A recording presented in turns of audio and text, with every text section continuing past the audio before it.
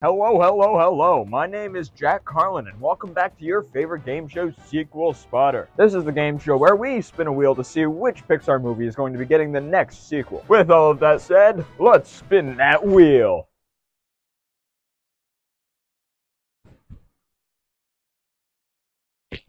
Oh no. With the release of any new sequel, we have to ask ourselves the question, is there hope? Luckily, this is a yes or no question, so that means that there's only two arguments. So where better to start than argument number one?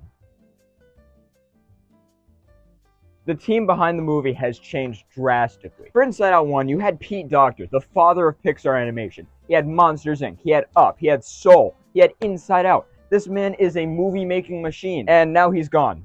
He's replaced with Kelsey Mann. Bill Hader and Mindy Kaling aren't returning as their respective characters, and who knows what's going to happen to Michael Giacchino, the god of Pixar music. But are these changes in cast actually that bad? Getting new voice actors for a movie is a pretty common thing, especially in animation. If you're watching this, you probably watched Finding Nemo at some point in your life. And if you watched Finding Nemo, you may be familiar with the character, well, Nemo. Now, if you liked Finding Nemo, you might have watched Finding Dory, and if you watched Finding Dory, you might have noticed that Nemo was in Finding Dory. However, the voice actor for Nemo actually changed between these movies. I had no clue. However, there was one bad thing about this switch up. Nemo had less screen time. But then again, that doesn't really matter. They were side characters in the first movie, so they're probably just going to be side characters here as well. Generally speaking, the voice actors changing isn't a bad thing. The only thing to be slightly worried about is Pete Docter not returning. As I said a second ago, he is a master of film. So by replacing Docter with somebody who works on other films like Onward and Lightyear and The Good Dinosaur, it's a bit scary. It's a wee bit scary. But that doesn't mean it's going to be bad. It just means we're going to have the story told from a different perspective. So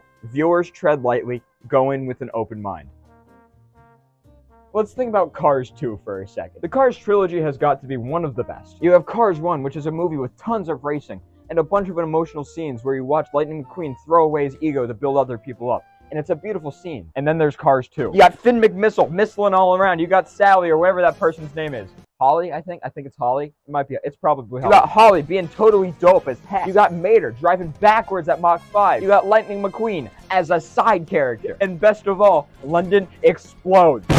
And then there's Cars 3, which is another racing movie. On one side, it's a fun movie, but on the other side, it's a terrible sequel. To summarize, the change was too drastic. Lightning McQueen became a side character. Inside Out 2, especially with new emotions, could face the same fate. And the way they ruin it is by changing the main character or introducing a scenario that is just way too weird. However, if they stick with their main characters, like joy and sadness, then that means they can pull off a successful movie. I'm not saying it's a bad thing to introduce new characters, but what I am saying is that if they just sideline the old characters, then it will stick. But everything I just said doesn't matter until we watch the movie. So just wait and we'll see if it's good or not. So, oh my goodness, calm down. I'm not even going to offer an argument that supports this point because it is so stupid. The plot hole that everybody is freaking out about is that there are new emotions in Riley's head that aren't seen in adults' heads. I cannot explain how stupid of a concern this is. Alright, plot hole detected. Where did we get this plot hole from? A trailer. We got a plot hole from a trailer. Saying there's a plot hole in a movie before we get the movie is insane. You know, the funny thing about Pixar writers is that it's their job, you know, like they have to write for a living. So I think worrying about small things like this that we see from a trailer is absolutely stupid. Watching a trailer and making a presumption is like going to Walmart and buying a knife. So, why are you buying knives? Oh, you know, I need to, like, cook food. You want to murder somebody and cook them? What is wrong with you? You can't take something so small, like a trailer, and then make a huge presumption about it. So basically, watch the movie. Wait for it to come out before you start complaining about it. Before I continue, I'm going to make it clear. I carry this view. I think that there is hope for Inside Out 2. Point 1. Since we get a different director, we get a different story. Imagine we're sitting in English class, right? Our teacher hands us a paper and says, alright, here's your writing prompt. Now go write something. Are we going to write the same exact paper?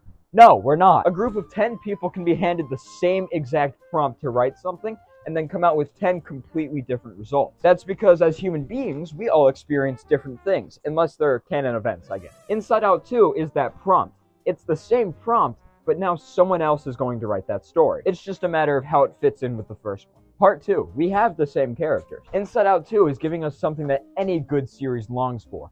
More time with the main character. This is coming from somebody whose favorite movie is Inside Out, so, yeah. And building on top of this point, we're not getting any new emotions. we're getting sub-emotions. So far, we've only been introduced to anxiety, but anxiety is just a type of fear. That may seem bad because we're getting multiple of the same character, but the reality is, that's a good thing. Since we're getting fear, the character, and anxiety, a different type of fear, we're going to be able to have fear and fear talk to each other. That's awesome. That literally creates self-conflict. That opens up so much space for complex writing, and I am pumped to see it. Point 3, it's a new movie. Hurrah, hurrah, there's a new movie. We can finally go outside. We can go back to the theaters and give corporate more of our money. We get to go out with friends. We get to get some popcorn, get some snacks, and get some crisp surround sound. And if we're lucky, maybe we can shed a few tears. No matter the movie, it's always exciting to go to the theater. Unless the movie sucks. But still, it's exciting to go there. Well, I just hope you're excited when you come out. Point 4, I'm not sure if it's actually a good thing, but some people are really excited for, like, the wrong things. For example, Lethal Exponent 6 said, I bet anxiety has some nice feet and hairy armpits. I'm not going to go any farther on that comment. I have to be honest, I am super excited for this movie. Yes, I am excited for every single Pixar movie that has ever been released, but this one is especially awesome to me. This is an expansion of a universe that I love. And no, I'm not saying I love 13-year-olds' minds. Now, if there's one thing to get from this video, one single thing, it's this. Inside Out 1 is one of my favorite Pixar movies of all time. However, I cannot go into Inside Out 2 thinking that it will make the first one better. If I go in expecting that, I am going to be severely disappointed. Just go in ready for an experience, and it will be fine. You'll be fine. Promise. I promise. With that, I'll let you know about my opinion on Inside Out 2 when it comes out. Adios! I gotta be honest about something. It's getting way too cold to record outside, so I have to start decorating my editing studio. I want to keep it with an outdoorsy theme, but if you have any suggestions, let me know, and I'd appreciate it. Alright, I'm gonna end this video.